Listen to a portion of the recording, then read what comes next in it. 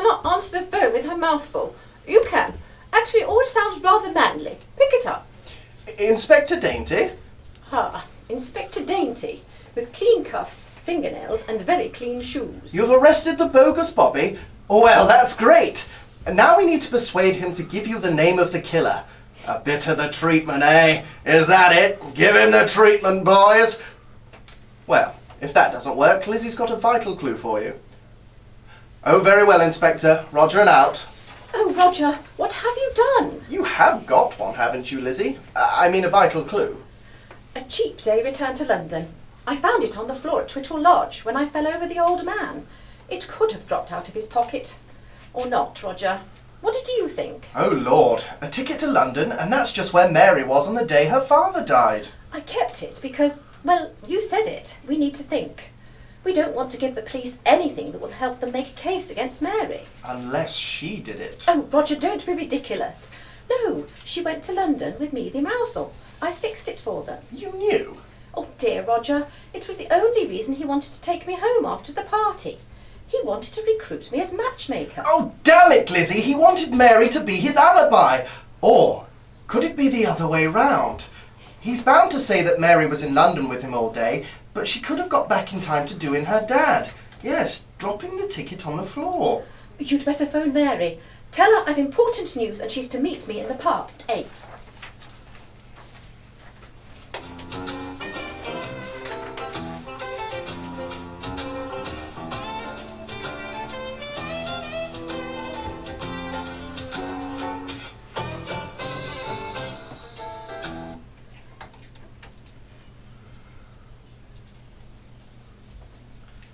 Oh, Lizzie, wouldn't it be better to wait for your mother to turn up with more policemen? Oh, do try a little harder, Roger.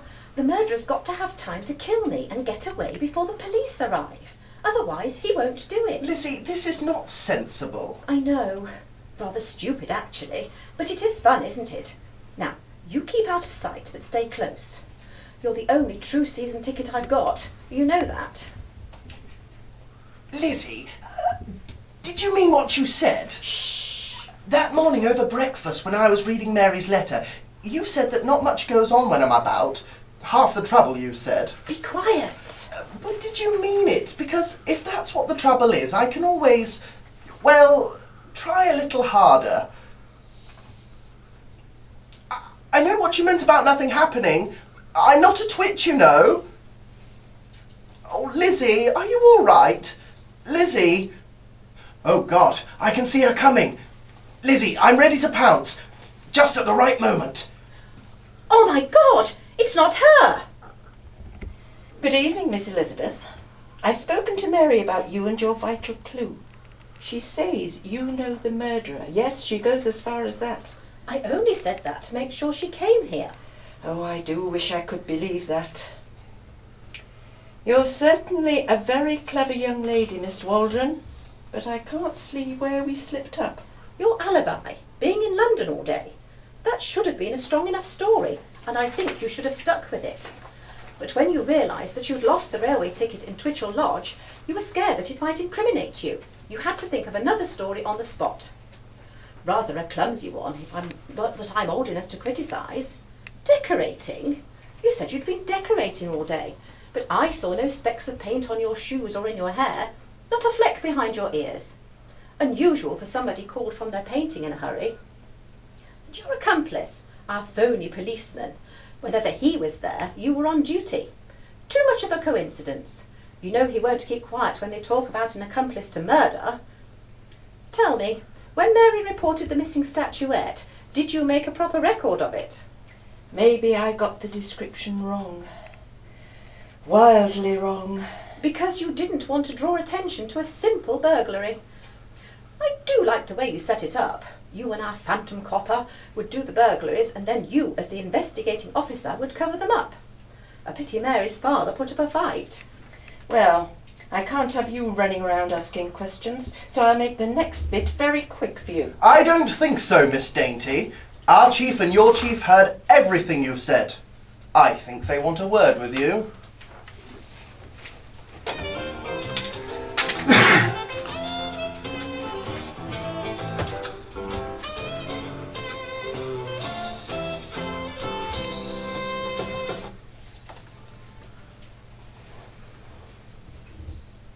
Well, young lady, you'd better tell the Chief Constable all about it. When I found the railway ticket, I thought it had fallen from Mr. Twitchell's pocket as he fell. But of course there's no reason why that had to be the case. It could just as easily have been dropped by the murderer. I kept it to myself until I was sure that it didn't implicate Mary. Next time you find a dead body, you might prefer to be completely open with the investigating officer. Although in this case it worked in your favour, Gerald. Oh, yes, just making the point. Inspector Dainty wanted me to believe that she'd been at home decorating all day. That did make me wonder if she'd lost the ticket and was trying to put me off the scent. You see, I was already puzzled by the strange clue of the burglar's piece of string. What's this about a length of string? Well, that's what it was like, as if he was tied to this subdivision with a piece of string. Figuratively speaking, Gerald. Oh, yes, a figurative piece of string. He only burgled on Dainty's patch and they made sure that Miss Dainty was always assigned to the case. Whenever the bogus policeman turned up, Dainty came along too. And she was able to cover their tracks. Now, I would have liked to have collected other evidence, but Roger spilled the beans, telling her that I had an important clue. So I decided to give Inspector Dainty the chance to silence me if she had anything to hide. A foolish strategy, miss. We would never have agreed to it without your mother's support in the matter. Oh, Lizzie would have gone ahead, with or without our blessing. I've learned that it's easier to follow her escapades rather than to impede them. I knew she would ask Mary Twitchell what I was up to, and Mary would tell her about our 8 o'clock meeting. I made sure that I was there from 7 o'clock, giving her ample time to snuff me out and cover her tracks. But, Chief Constable, you were far too much of a match for her. Oh, yes. Well, thank you. Try our best, you know. Ladies and gentlemen, you have been listening to Harbour FM's production of Lizzie Waldron's Day Return.